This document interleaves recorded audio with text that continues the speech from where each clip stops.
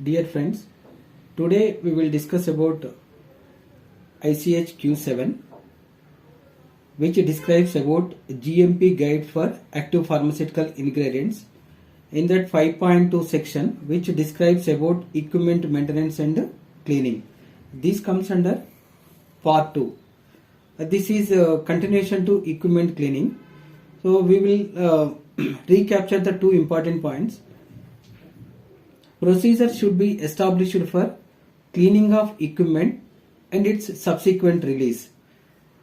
Here the subsequent release means we have to proceed for line clearance. So after taking the line clearance, then the equipment can be released for its subsequent use for the manufacturing of APIs, or we can say intermediates.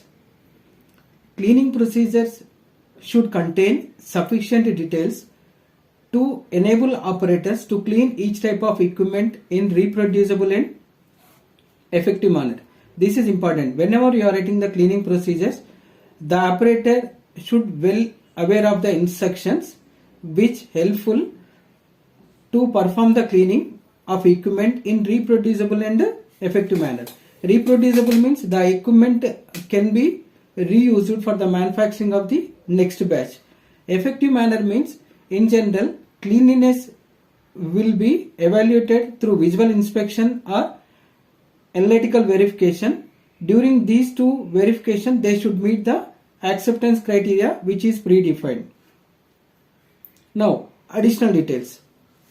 In additional details, there is a one point clearly mentioned in 5.2, establishing the maximum time that may elapse between completion of processing and equipment cleaning. This is generally known as dirty hold time, or we can say dirty equipment hold time.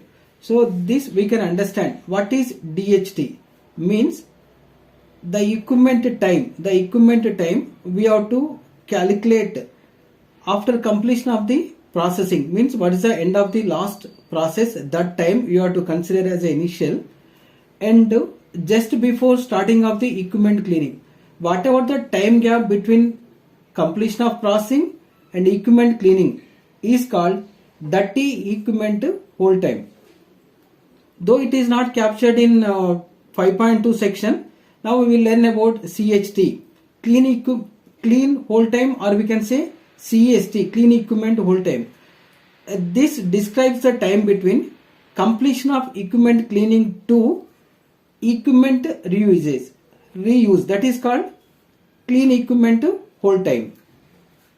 Next, one more important point, equipments and utensils should be cleaned and stored, or sometimes we will perform sanitation or sterilized to prevent contamination or carryover of materials that would alter the quality of the intermediates or APIs. We have to take appropriate precautions whenever we are cleaning the equipment.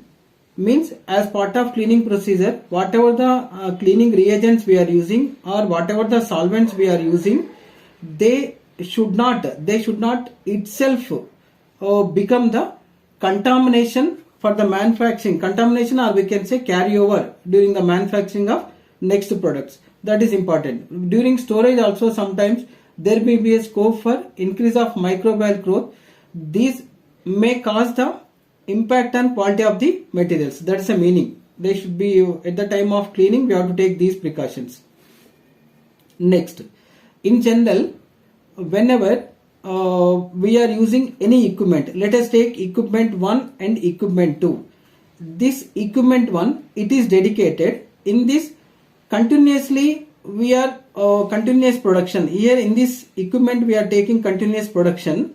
Means continuous production means we are manufacturing successive batches of same intermediate or API. This is called continuous production. E2 equipment, here we are manufacturing the products in campaign base.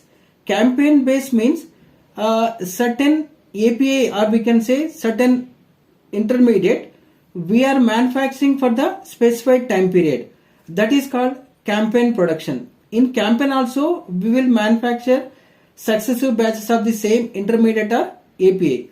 Though we are using for continuous production, or we can say campaign production, these equipment should be cleaned. These equipment should be cleaned at appropriate intervals to prevent build-up, or we can say carryover of contaminants. Generally, build-up means there may be an increment in the leftovers. These leftovers, whenever there is a continuous accommodation within the equipment, they may form into degradants, or sometimes whatever the microbial growth may increase, that leads to the objectionable level of microorganisms. Whenever we are using non-dedicated equipment, for this example, we are using E1 equipment, in that we are manufacturing X product and Y product.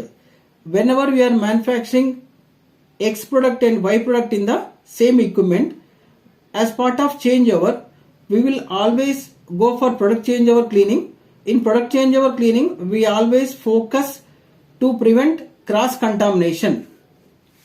Next, this is also important. Whenever we are establishing the acceptance criteria as part of cleaning for residues, generally we will create the acceptance criteria for leftover materials, or we can say residues, and choice of cleaning procedures and cleaning agents shall be defined and justified. These points are important. Whatever the acceptance criteria we are considering for the leftover residues, and choice of cleaning procedures and cleaning agents should be defined and justified. And last important point, equipment status should be identified as to its contents and its cleanliness status as appropriate. Means this specifically says we have to always maintain the status of the equipment according to contents within the equipment, or we can say its cleanliness status. Thank you.